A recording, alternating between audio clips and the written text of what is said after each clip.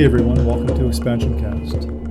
Expansion Cast is a magical podcast I created so people could find simple or unconventional solutions to expand their personal awareness and experience.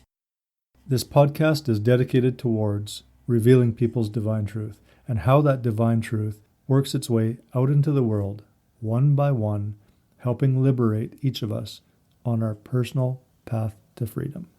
If you love this podcast, please give us a rating and share. I'd like to welcome Nicole Hartley Bradford to Expansion Cast. Nicole's a connection activist, a founder of Awakening the Village, and a recent TEDx survivor. Oh, I like what you said, a connection activist. I like that a lot. Thanks. So I found it very interesting that you had a post today about all the emotions that you've kind of going through after doing the TEDx and seeing yourself talk live. And one of the things that stood out for me was your inner critic. And I know that from my own experience doing some live work, when we push through some of those fears of speaking publicly and being seen, we tend to illuminate some of the things that we self-impose without actually realizing it, like self-judgments. Yeah. Where are you there with that? Yeah, I mean, what you said made me think of how, like back in June when I actually gave the talk and it was recorded, on that day, I felt so much, like leading up to it, getting ready.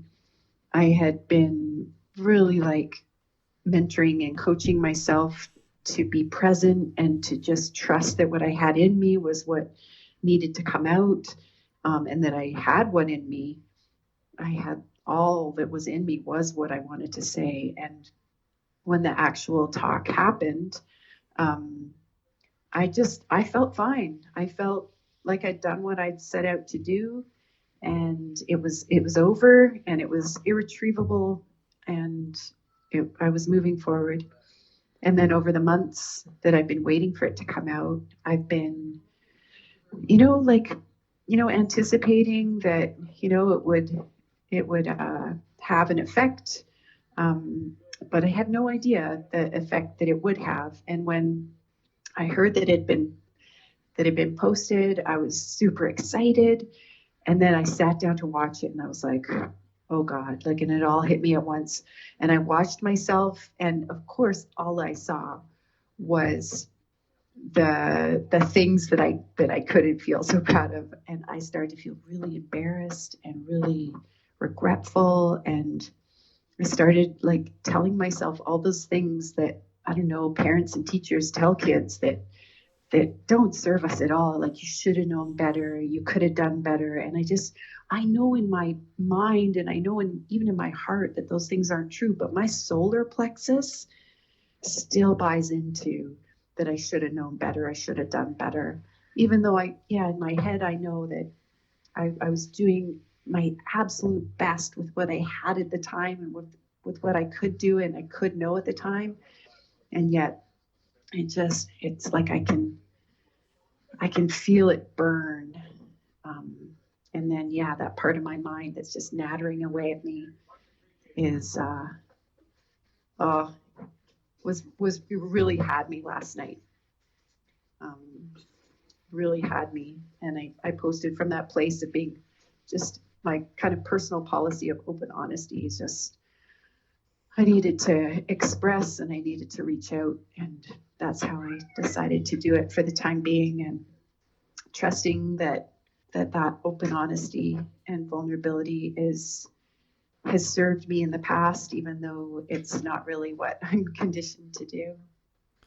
I watched the TEDx talk this morning, and it was a short one. I was kind of expecting the half an hour, 45-minute talk, but it was a short one, and the talk was beautiful.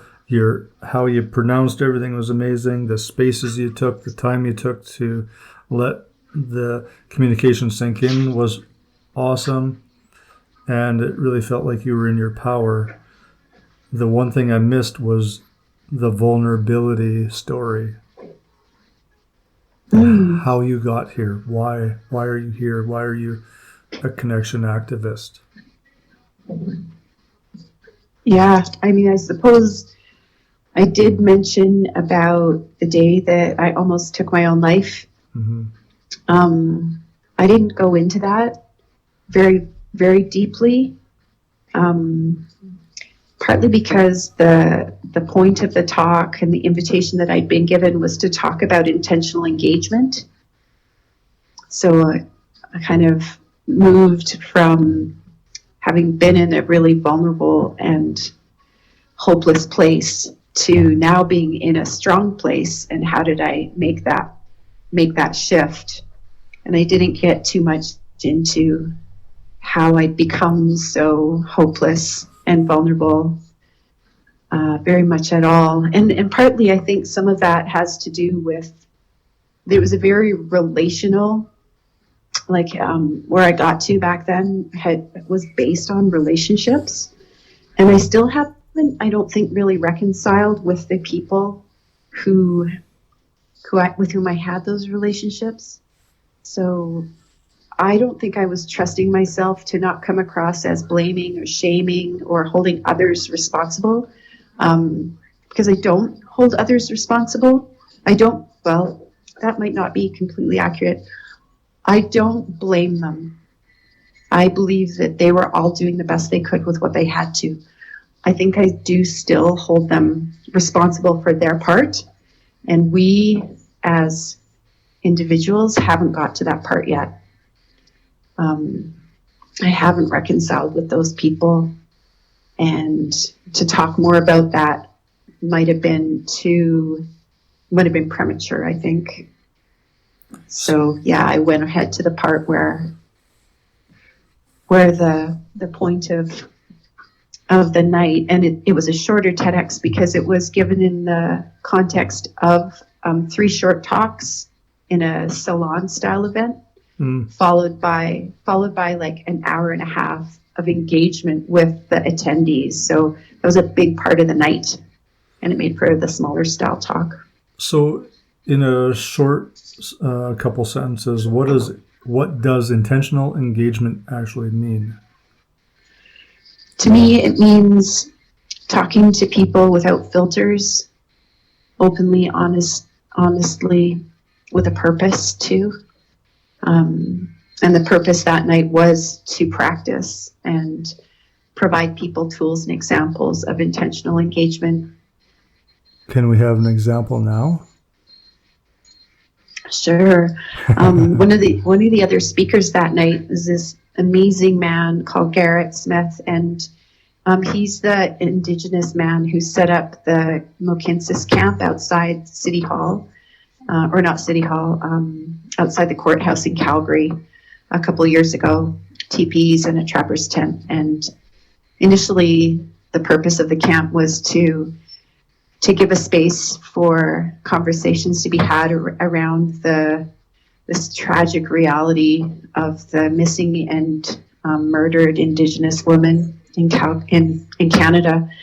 And through his experiences engaging with people around that intention, he learned and grew and started to have experiences that helped him to engage with people who had approached him with an adversarial kind of edge, and to engage with them in a way that brought them round to more of a sense that they're just all human, and we all have our story, and we all have our pain, and there's a lot of misunderstanding when we are too revved up ourselves to really hear or get curious about other people's stories. And he told an amazing story about one particular encounter that he'd had, that I hope people will search his TEDx talk to Garrett Smith and hear about that example. So part of me is like, do we really need to go into all the old pain? Like, why discuss it? Why even talk about it? Can't we just forget it? Can't we just have fun and move on?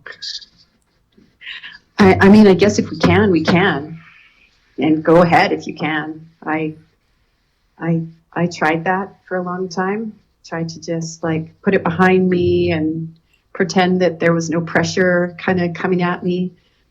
I guess how I think of it now is that pain, it lived in my body, and I couldn't pretend it wasn't there. My nervous system just kept doing its thing to kind of try to start what I think of as healing mechanisms in me to grieve and shake and sound and readjust my physiology to a healthier state.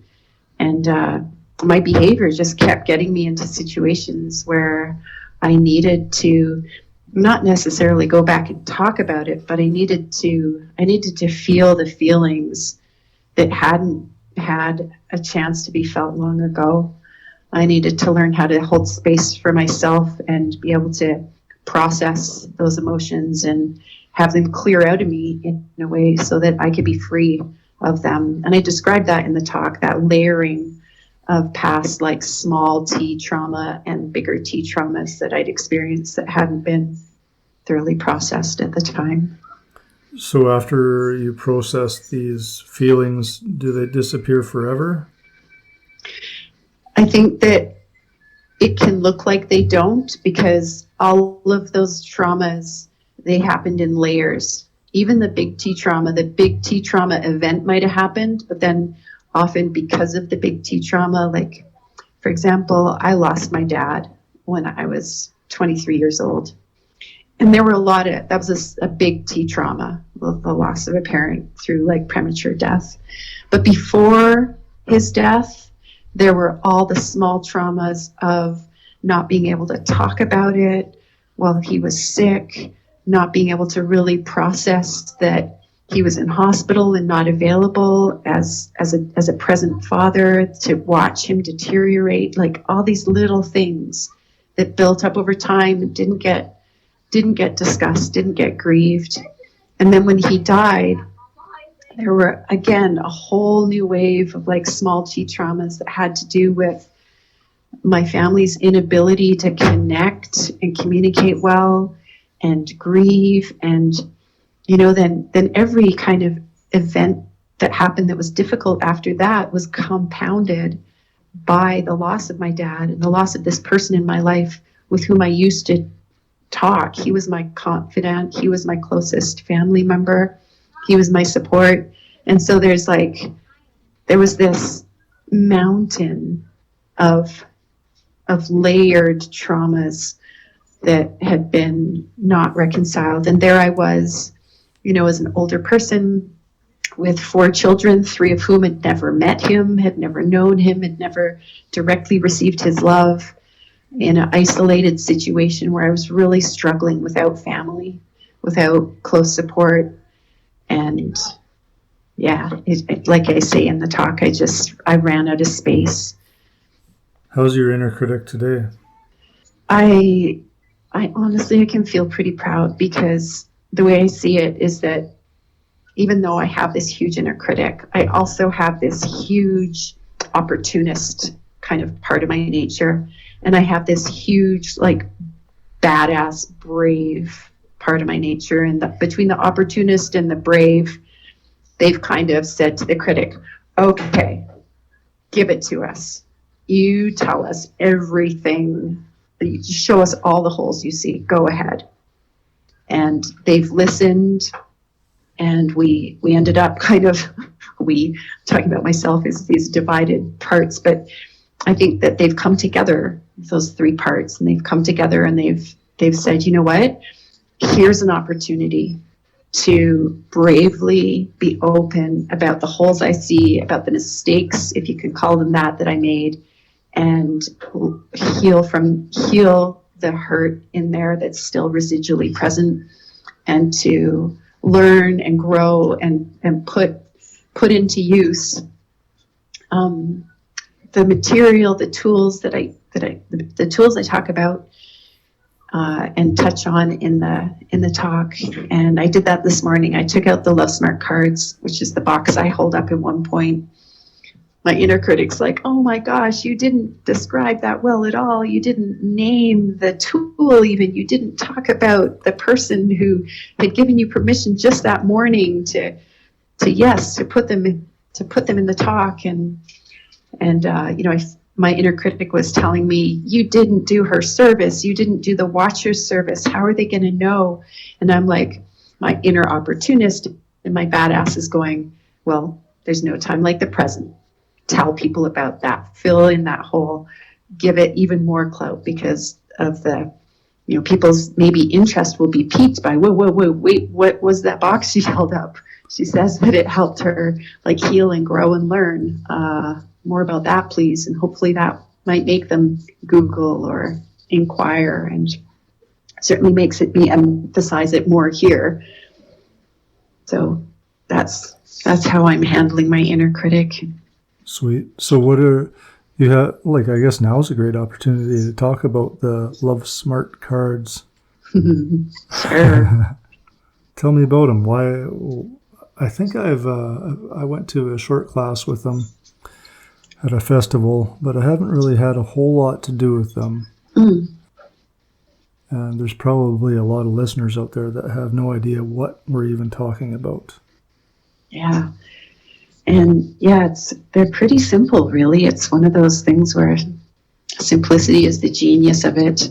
How I like to tell the stories about, you remember when you were little and maybe you watched Sesame Street and there was the songs, right? 1, 2, 3, 4, 5, 6, 7, 8, 9, 10 for counting, and then ABC songs, and then some of the spelling songs, and maybe then you went to school and maybe some of your teachers had flashcards, right?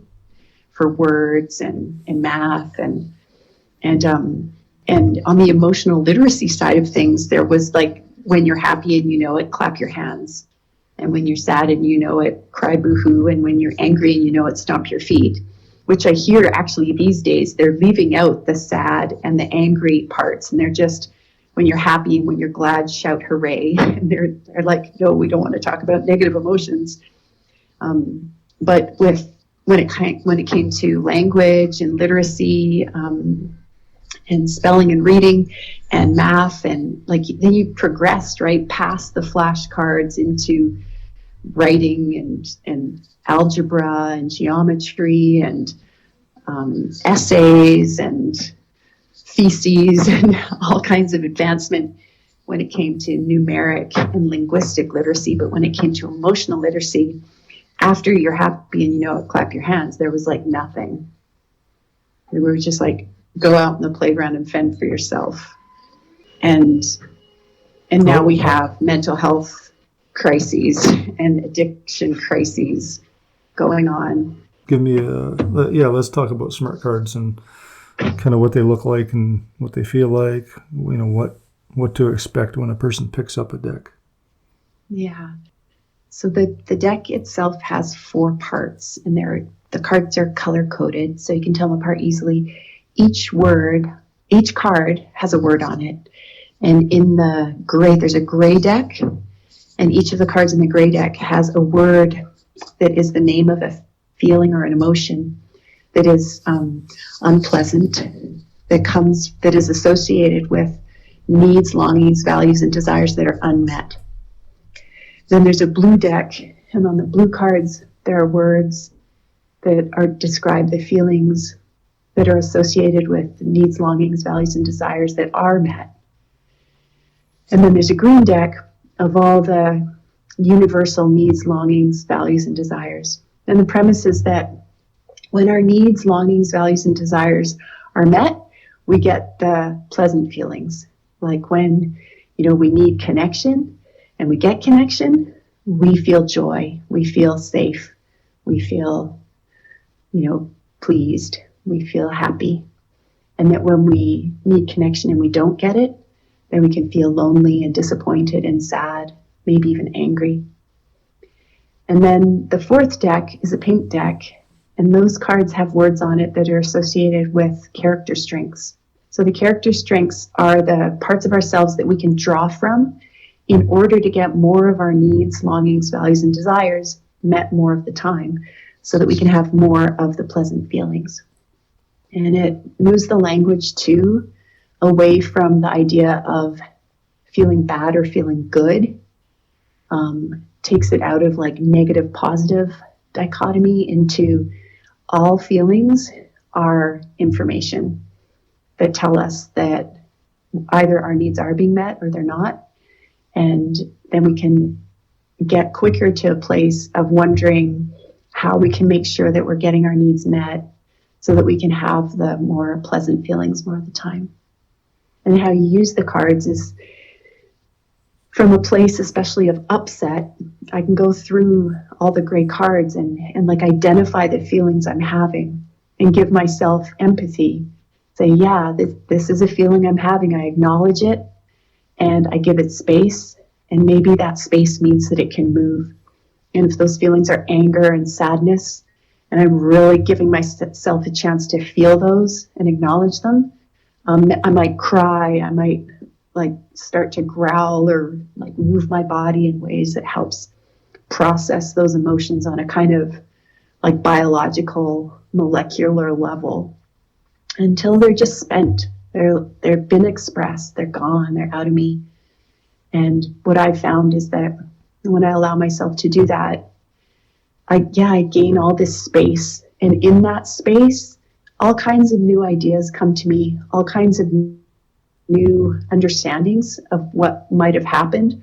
I might have been in my story about why I got upset in the first place. I might say things like, oh, that person disrespected me.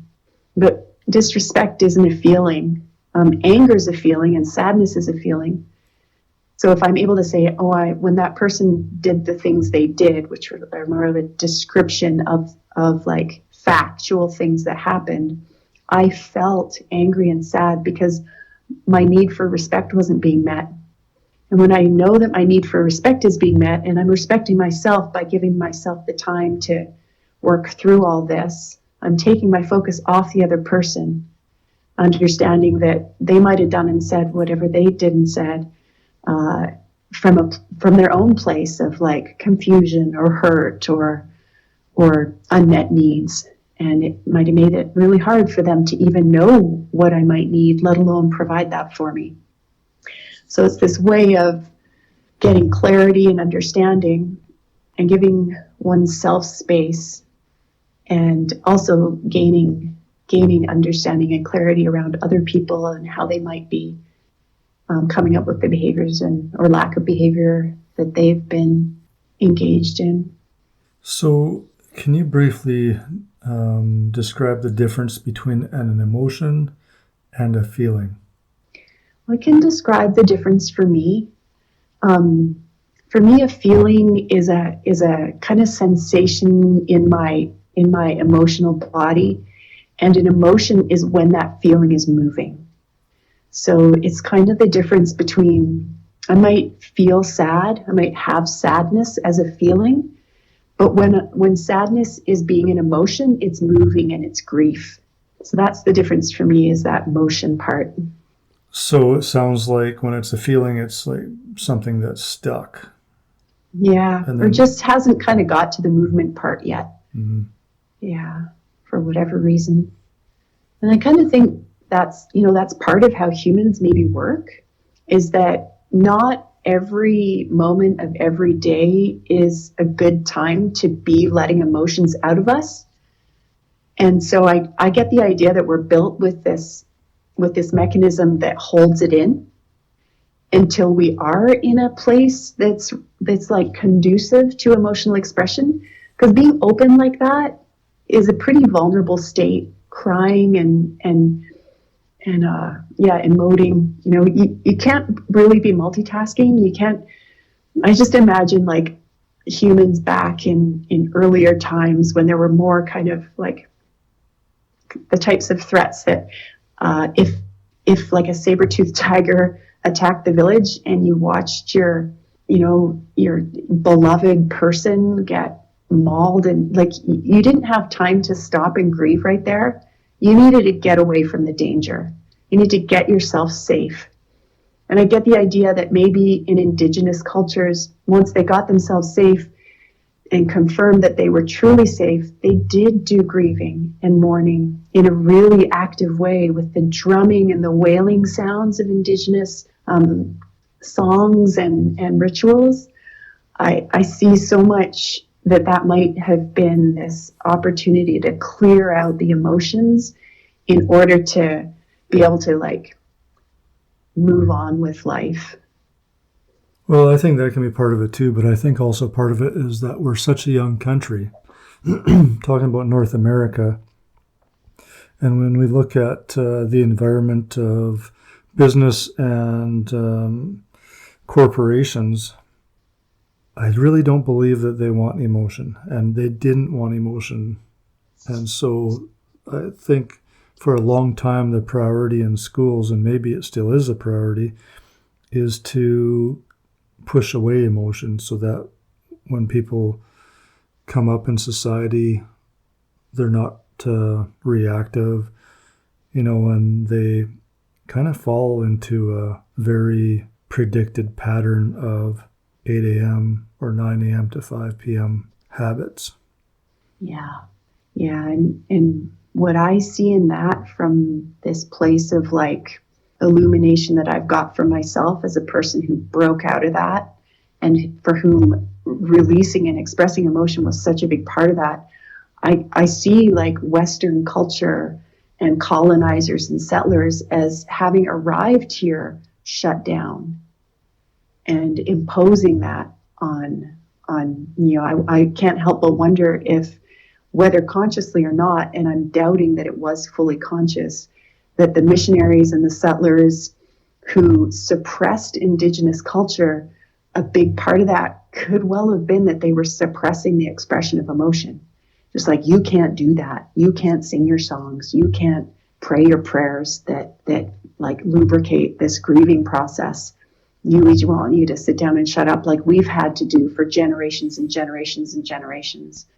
And to me, that's colonization. That's all of the conditioning. And it doesn't start in school. A lot of the time it starts at home. It's like, I'll give you something to cry about, or you don't really have, that's not a good reason to be crying, or you never knew you had it so good. This hurts me more than it hurts you. All those kinds of language may or may not have got specifics, but I know that I've uncovered a lot of things that my inner critic says to me to suppress my emotions and try to convince me that they aren't valid, and that even my needs aren't valid, my longings aren't valid, and has me switch out values for other values because they're the values of a culture that, you're right, doesn't have room for emotion.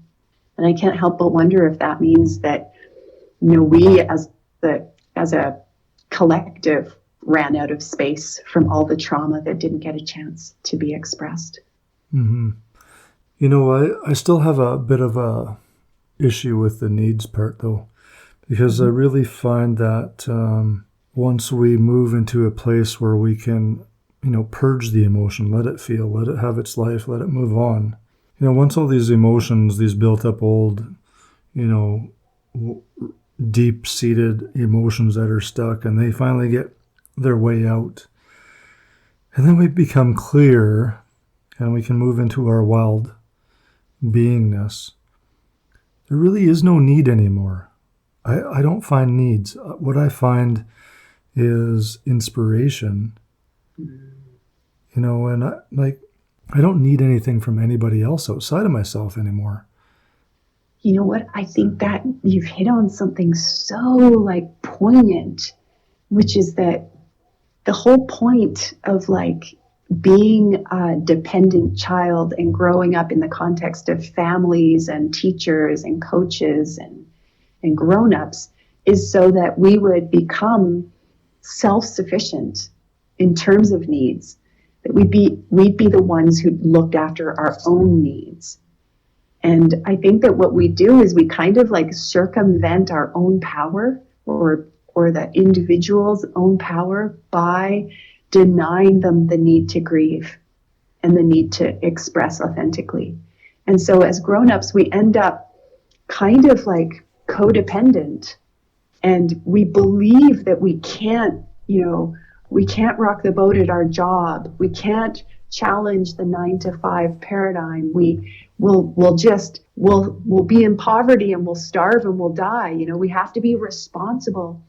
And yet I have this new twist on it where maybe it's more responsible for us to own our grief and own our pent up feelings and take our anxiety and our stress as indicators that we have grieving to do, so that we can get to that place where, I don't need anything. I can move on to, what am I longing for? What are my desires? What are my values? And am I living by them on a day-to-day basis?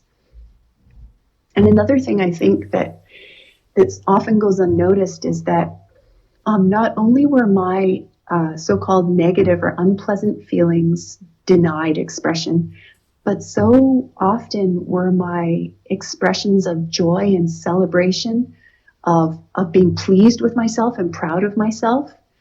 I can remember so many times where I was told, oh, you think you're so great, or, oh, be humble with that, or don't show off, and it was almost like all of this emotional expression isn't just about the sadness and the anger. It's also about the jubilation that a human can feel when they know that they have a gift to give to the world, and that they're giving it and it's having a beneficial impact, and I'm just alive and enjoying the beautiful sunshine. Like, oh my gosh, being alive is extraordinary and unbelievable when I really have room in me to acknowledge and appreciate. So, which brings a question to my mind is, what does your wild self look like? Look like from the outside, or? Yeah, maybe some of that, but more about, how does your wild self, your wild freedom, how does it flow out? What's your, sometimes I'm in the process of moving into wild freedom, wild self. I've kind of been here for a bit now, and I still find roadblocks, and I still find self-judgments and places where I stop myself from exploring and being in my freedom. What does that look like for you? What does wild even mean, right? I guess to me it means that I'm really spontaneously moving from my deep nature. For me, that looks often like, if I have something to say, I say it, and I trust, and I'm ready for the consequences, whatever they are. I'm more often expressive without words too, just in the way my body moves and the sounds come out of my throat. I think, I have this other image of what's been happening with me as kind of my kind of non-formed self, like my spirit, my soul, through the process of grieving and getting these barriers out of the way in myself. It's like my soul or my spirit descends ever more deeply into my physiology, so that now it's I'm walking my talk. We have that expression about, oh, they don't walk their talk, and I think that's what's happening when my spirit's just got into my brain and my mind and my thoughts and maybe some of my words, but when it comes to my heart and my hands and my legs and my feet, I'm not embodied. My spirit, my soul aren't embodied in my meat suit, and that when they are, which is maybe what I'm kind of thinking of as this wildness, this kind of holy wildness too, like a divine wildness, not just a feral kind of like dog eats dog kind of wildness. It's the noble dog or the noble animal, where expression and generosity and sensuality and even sexuality and co-creativity are activated, and we're not these conditioned blocks have been learned from, and maybe ones that we didn't get, we've come to recognize those too. And I think that's one of the barriers of Western culture again, is this so many of our points of privilege and advantage just aren't appreciated. And it took me a long time to start really going, oh my gosh, I am a gifted person who has a lot to offer the world, because I was so bound up in I am a victim and I'm damaged and I'm hurting and my power is leaking away, and I can't use it. I can't even use my own life force as a resource to create abundance. Does that answer your question? It's such a big thing. It does. It is a huge thing. So what's the most recent event you've had or tied into that was limiting your ability to be in this wild freedom? It was right just last night, when I watched for the first time my TEDx talk. And I saw all the reasons that I should be ashamed of it, that I should withhold it from the world. Yeah, what were they? I noticed that like when I was talking, I was like licking my lips a lot and kind of doing weird looking things with my mouth. And I know like other people who might have already watched it are like, oh, I didn't notice that. It might have been totally lost on them. But of course, to me as this person who's like, made a life out of pleasing others and doing everything perfectly in order to be safe and to have belonging. Like I pick on every little thing. I also, what happened, and some of this is just accepting too, that there are some good reasons for the mistakes I saw in myself. I had never practiced with a clock except to practice my talk and then look at the time. Oh yeah, that fell within my time limit. But during the actual talk, one of the TEDx, the staff guys, like the volunteers, held up a clock at the halfway point, and my brain just didn't compute that I was on track. It just saw the number, and I was like, hurry, oh my gosh, I got to get in before the deadline. And this is a conditioned thing from way back. I remember being hurried as a kid, never on time, and always being punished and shamed for not making it on time.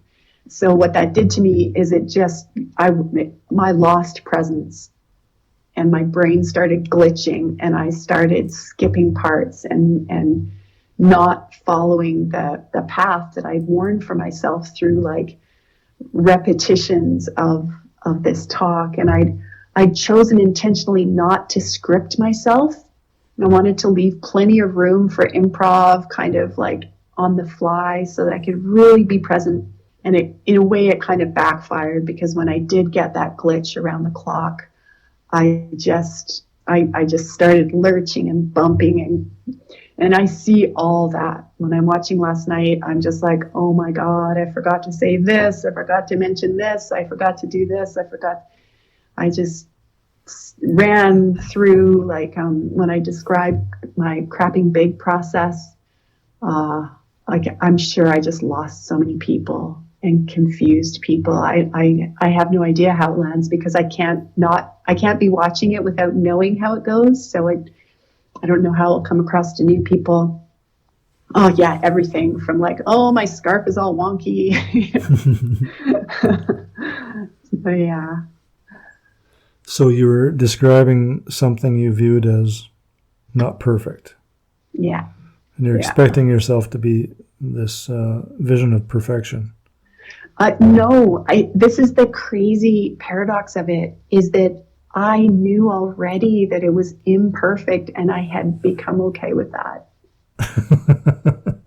Yeah. So this is what I was up against, is like all the grief from all the fear of what other people are going to think, because for so long that's just controlled me. Yeah. So interesting. I remember when quite a few years ago, after we had met, you came to my house and we did a session. Mm-hmm. Or you conducted a session, I should say. And that session was basically sitting and just being present with me while I talked about all the dark and the sinister things I've done or has been done to me, and different things that I just haven't come to grips with. You remember that moment? I do, yeah. And I remember after that, I was like, a lot of that stuff I had never said to anybody. And it just circled inside me or sat somewhere, and I found myself in a huge process the days after.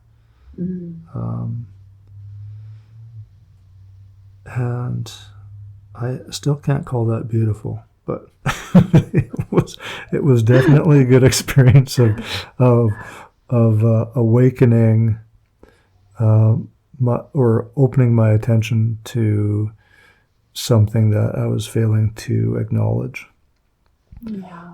And and a lot of the work I do now is like pushing edges, right? And that was a big edge for me. And all my edges before were, kind of external. And that one probably was the biggest internal edge I'd pushed. And since then, doing surrender and all sorts of stuff, I push a lot of edges. And, it's interesting, you talk about the internal critic, and that internal critic was like just gigantic for me. Yeah. I did a poetry talk last week, and it was on camera. That was the first time I was ever on camera, and I actually watched it yesterday. Huh. And so kind of much like you. Yeah, a little parallel there. but I watched it and I was like, oh, this is pretty good actually. Maybe I'll get into poetry instead of public speaking. or whatever. Like I've never watched myself public speak in any kind of way. Yeah. And people are always, would always tell me, yeah, you're really good. You do really well. Yeah. And I remember the first time, like, oh, you're just saying that. You're just patting somebody on the back. And I'd always watch and maybe judge somebody else as they're doing their speech and see if anybody told them they were doing good, even if they weren't. Yeah. Yeah, this brings me to this other kind of like layer of it. Yesterday was Halloween, right? Yeah. And my costume, you couldn't tell what I was. And that was the point, because what I wanted people to do was say, what are you supposed to be? And then I'd say, I'm a formerly gifted child. And I am a formerly gifted child. I was designated gifted after testing, like late in my teens, kind of mid-teens. But I didn't get people challenging me, because in the context of the education system, if you're doing well academically, they leave you alone. And I wasn't doing well in lots of other ways, like relationally and emotionally. I was often I went to school to see friends, and I just, I had lots of conflicts, and none of them got really well tended to. But, and this kind of set me up to be kind of how you describe, like to be very skeptical of anyone who was like, oh, that's great. Because that's what I got during my formative years. You're fine. You're great. You're doing great. Without the honesty of like, actually, I noticed this little thing that you could work on. How are you going to work on it? Mentoring, coaching. It wasn't that I wasn't coachable. It's that I didn't get coaching in the areas where I needed it. And so I became a person who's very skeptical of people's kind of surface veneer, like, oh no, it's great, you did fine, you look awesome, you're a great speaker, you're so articulate. And I'm like, yeah, but there's more. I could go further. I could go deeper. I could have a more beneficial impact. And I think that's what happened with me last night is I kind of saw how I'd limited my own potential for gifting benefit to the wider world from my lived experience. Yeah, and some of what you were saying brings me back to thinking about the self-destructive mode that we can go into too. Yeah. Yeah. Just shut down, shut up, and be grateful for what you have. It's good enough. Well, yeah, make yourself small and invisible, and yeah, the opposite of wild, right? Tamed, domesticated. boxed. Yeah. That's a terrible thing. I agree. I don't want it for anybody. No, just be in the wild, whatever that is. Yeah. I think it comes down a lot of the time to trusting our wild natures and our human natures. Trusting kids that if they're having a tantrum, you got to let him have it out, Yeah, stop them from hitting their brother, but the anger's got something to it. What is that? The sadness has something to it. We're losing things constantly, and when we're often not allowed to grieve or mourn them. And I just think that that's such disservice. Yeah, it's funny, and I noticed how you put a limit on the boys, like stop them from hitting your brother. I don't know if that's even appropriate. I mean, if the boys are going to start fighting, here, go ahead. Wow, yeah. I mean, I did put that on. That's my conditioning talking, right? Yeah. No hitting allowed. No hitting. Mm-hmm. Oh, shame you for hitting. And, you get kids policing each other. Yeah. She hit me. I mean, there's a story of me as a toddler that I bit someone, and oh my God, the world caved in. Nicole had bit someone. All of a sudden, I was this evil, bad, wild, uncontrollable, bad, wrong thing, and Yeah. But wow, what if the biting was actually sign language and lived experience to whoever I bit, to maybe curtail their own behavior. Yeah, you how do you know? I mean, it was inspired, I assume. Yeah. I pushed my sister down the stairs when I was I think I was like 4 or 5 or something. Mm.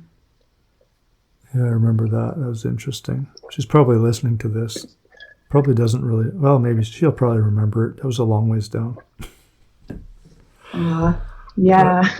And imagine being a parent in that situation, if a parent was around, like, who had, maybe even semi-subconsciously recognized that they hadn't, like, let you guys work things out in the past, or that... I don't know, like, it's just everything's cause and effect. And when we interfere with maybe what naturally arising cause and effect, maybe we just put off the pain and sit and have it all come down on us later. But it doesn't even matter. None of it really matters. It's just like, just be. Yeah. Just be your wild self, and yeah, you're going to trigger people. Yeah. So what? Yeah. Being able to accept that, even when I feel so aligned and attuned and so enthusiastic about what I'm saying or doing, there might be someone who gets triggered by that and kicks back to me and does tell me, like, who do you think you are? Or, you're this, you're that, and it's bad. And if I can't be like, wow, I wonder why you're saying or doing that. And is there something that I have to apologize for, acknowledge, or appreciate? I don't know why, but a memory of you just came up. You invited me out to that eco house. What is it called? The Earthship? Yeah, the Earthship. And I remember you changing your cup, just stopping while we were walking down the field. And you're like, oh, give me a second. Change your cup, clean it out, put it back in. We kept walking. My menstrual cup. Yeah. Oh my gosh. Yeah, that is a really beautiful example. I didn't even remember that, but this is an example of, like, another thing, right? Everything around sexuality and bodily functions, reproductive systems is just taboo, off topic. And what that means, can you imagine what that means for women's wombs? I'm going along, I can tell from my ability to sense into my cervix that my cup's there's gonna be a murder looking scene if I don't do what I need to do and just be like, I don't need to be ashamed of that. It's a bodily function that I have, and it's actually friggin' amazing. So yeah, pop up, switch it out, pour it on the earth. Yeah. Yeah. And it didn't trigger me. It was just highly unusual. Yeah. And surprising, maybe. no, I don't know. You got to know my life, and there's people do weird stuff around me all the time. I'm pretty open. I'm glad I fit right in. Yeah. I invite weirdness. Yeah, me too. Yeah. So I have one more question. This might be the devil's advocate type of question. Have you watched The Joker, the new one? I have, yeah. It's one of the few movies I've seen actually in the last few years. So when we talk about the wild self and wild freedom, I mean, The Joker is really kind of, it's the perfect movie to go watch if you want to see what wild freedom's about. Mm-hmm. The Joker is on an extreme end of the wild freedom. Yeah. What do you think? Like, how we talk about giving people, permission to be who they are, what happens when, who they are is the Joker? Right? I mean, and yet the Joker existed in this wider context, right? Of abuse and shitty luck. If you believe in luck. To me, the Joker's an example of like trauma upon trauma upon trauma upon trauma. And the whole point of it was that he was conditioned to laugh instead of to cry or to rage in a safe, contained way. And that just, it looks to me anyway, like it just built up and built up and built up. And it all kind of like went crazy when, the social service, the one person he had to talk to in the world was taken away. And then all he had was this, this kind of like, I talk about perfection, like this perfectly imperfect, like blaze of glory to kind of go out in where he had an impact that maybe instead of saying, yes, people love each other and care for each other, it said, people like reconsider everything because there is darkness. And if we don't see to it, this is what can happen. Yeah, it's interesting how our perception is a little bit different on the movie. That's pretty cool. Let me hear yours. Yeah, so I see like he was under the care of this woman and a society, and he was taking all these pills to suppress his wildness, to suppress who he really is. And he come to realize at the end of their meeting through synchronistic events that she really never listened to him, that she was just part of the environment that was trying to suppress his true self. And I totally agree with you. I agree. That's part of my take on it. And I think one of the things that illustrates is that one person can't be a village. Like one person, even not really listening, is like so inadequate to what the needs of an individual are. And he had all this backlog of needs from a childhood where his response to being chained up to a furnace-y kind of thing and taunted by his mother's boyfriend. He was told to laugh and that he was always happy and that's what he needed to be. So he's got this backlog of nobody listens. And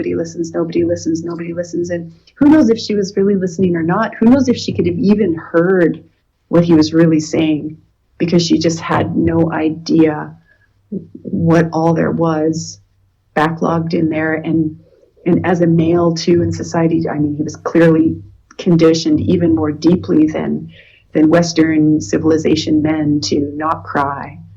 And I think that really speaks to like the wounded men among us who just are, keeping on this mask of everything's fine, everything's happy. And we see from the statistics that those are the men who are who are suiciding and deep in addiction. Finding yourself out of such a place without going, off that wild, dark, and that's, oof, God, I know what it took for me to come back from that, wild, dark, I can take my own life because that's where I'm going to put my power, and it's what I can do to end this pain. To pull myself back from there was excruciatingly painful, difficult work. Well, I think the brilliant thing you did, though, was you went there, because had you not gone there, you wouldn't be where you are today. Oh, and you know what? That's where this paradox just shows up so glaringly, like, massive. Yeah. I don't think I had a choice. I was out of options. Like him, no one would listen.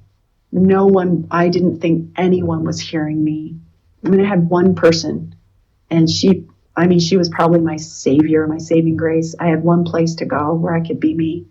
I was out of options, and the only thing I could do was break down.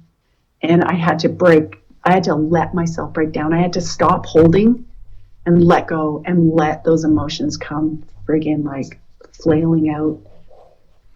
One of the interesting things you just said that kind of piqued my interest was you said you had no place to go to be me. Mm-hmm. Like you needed permission outside of yourself to be you.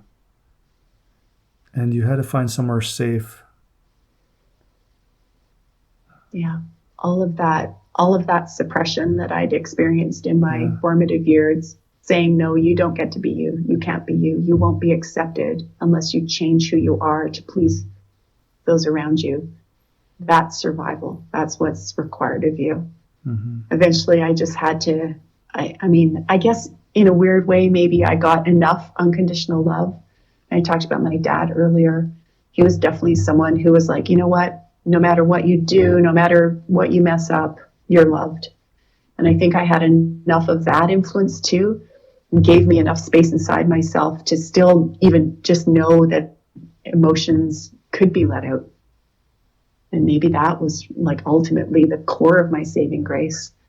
That I'd had experiences in the past of breaking and expressing and grieving and mourning, and then feeling that relief and that openness and that return to my own power, that made it possible for me to have an inkling that maybe breaking down would work and could be safe.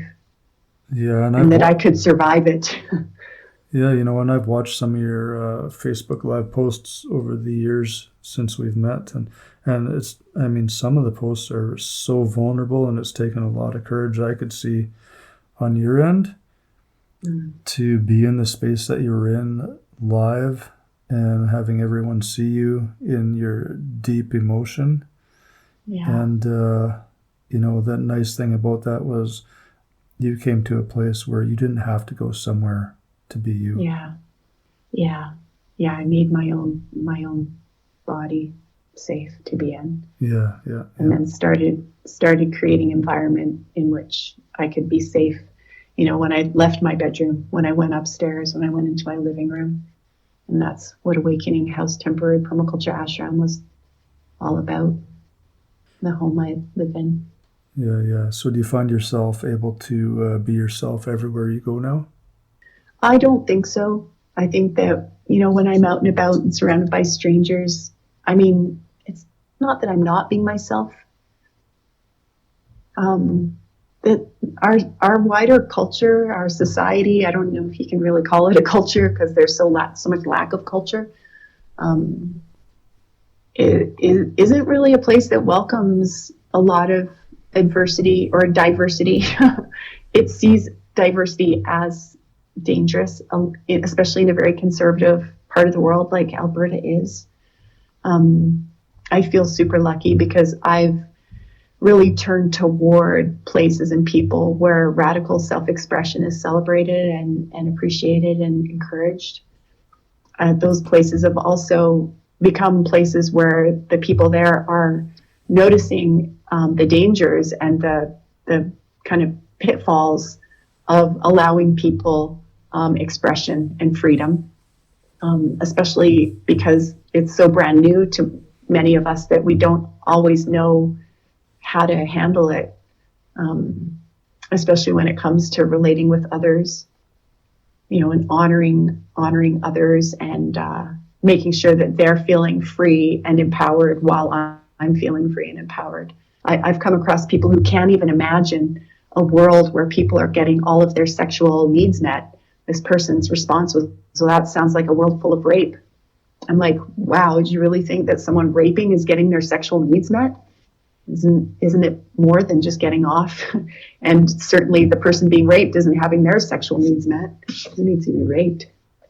Mm-hmm. But they couldn't even imagine that a world of sexual freedom would be a world in which people felt safe and alive and enthusiastic and joyful. Yeah, it's definitely happening, and a lot of stuff is underground and being held behind doors. But this podcast is all about freedom, expression, and what did you say? Radical expression?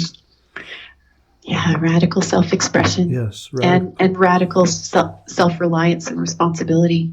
Mm-hmm. Yeah, they have to go together. I remember Gabrielle Roth, who kind of invented or brought 5 rhythms ecstatic dance to the world, says, do you have the self-discipline to be a free spirit? Sounds like a paradox, but wow. Mm-hmm. I think sounds like you're coming up against those paradoxes yourself quite a lot, hey? Oh yeah, all the time. Yeah, it's beautiful. Yeah. I love them. Yeah. What's important in your life? Like, what's your big passion right now?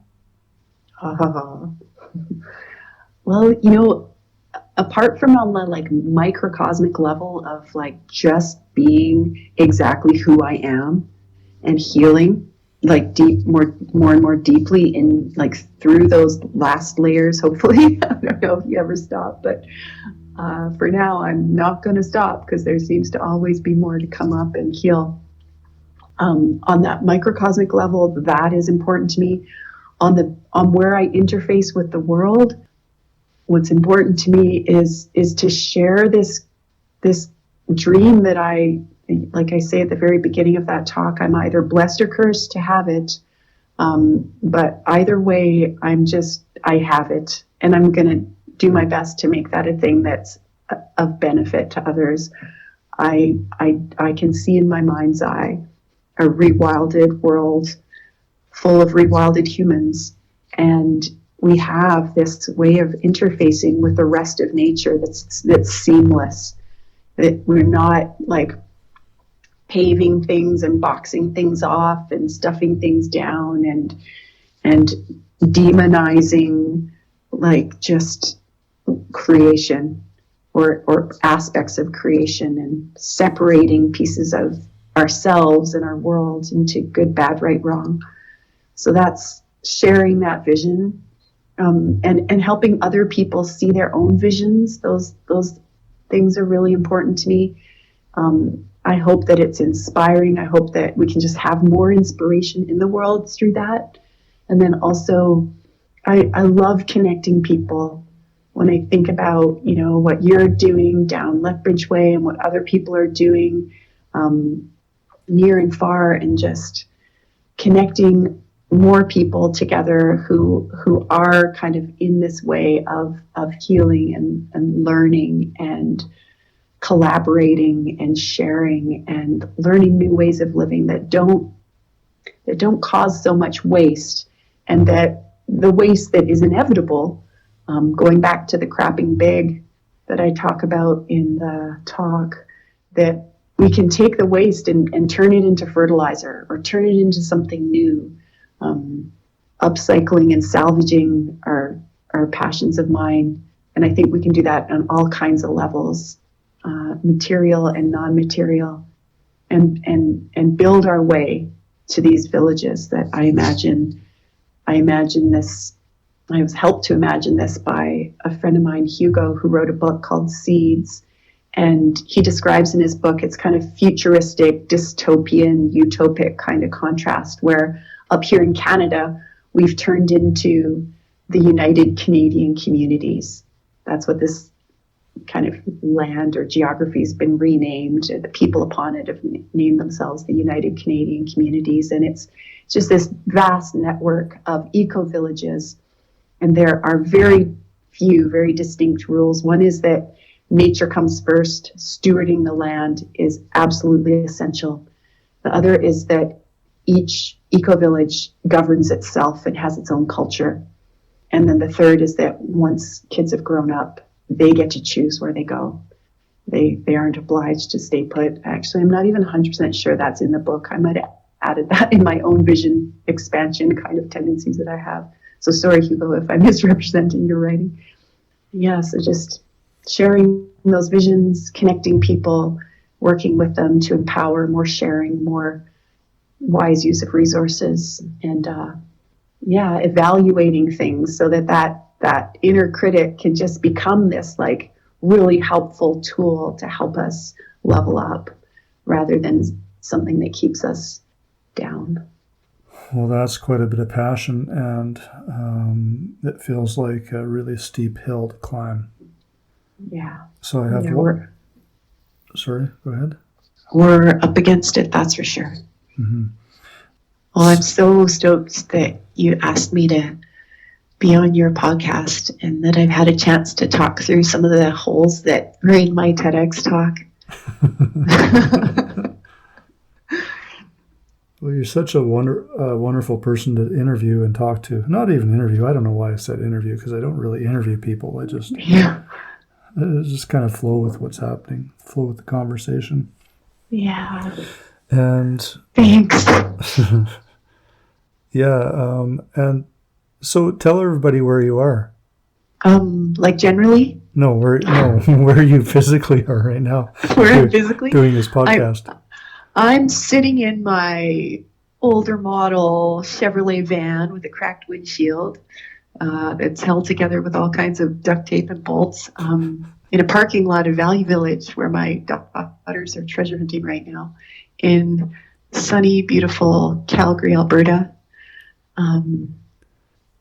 What else do you want to know about that? No, that's pretty cool. So if people want to get a hold of you to explore some opportunities to find their wild self, I'm sure that you are doing some coaching. Mm-hmm. And I am. There might be a way for people to get a hold of you. How can they do that? Well, if people aren't 100% already enthusiastically convinced that they heard or found out enough about me to be like wanting to jump in right away, they can check me out on Facebook. My profile on Facebook is Nicole Hartley Bradford, and it's pretty open. There's not a lot that I post that's just for friends. I can also check out my Patreon account. I have a Patreon platform I'm sharing from in order to build up some income streams. I really love the idea of a whole bunch of people giving me a little bit every month in order that I can have a basic income that keeps me free to just offer my work in the spirit of the gift. So they can check me out there.